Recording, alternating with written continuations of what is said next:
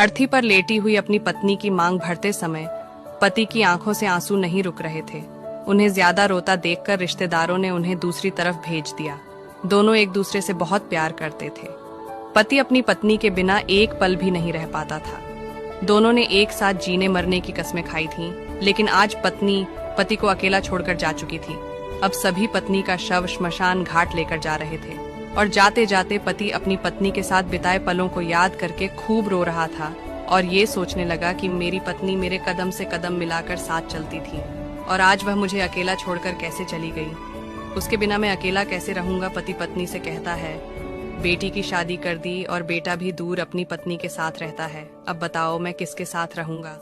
तुम्हें तो पता है ना कि मैं तुम्हारे बिना एक पल भी नहीं रह पाता। तुम हमेशा कहती थी मैं सुहागन ही मरना चाहती हूँ और मेरे मरने के बाद मेरी मांग जरूर भरना।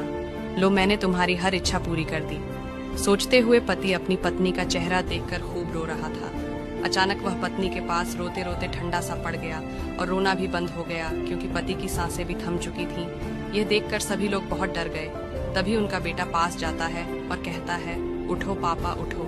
लेकिन जब 5 से 7 बार कहने पर भी नहीं उठे तो उनके बेटे की चीख निकल गई और वह खूब रोने लगा। लेकिन पति तो अपनी पत्नी के पास जा चुका था।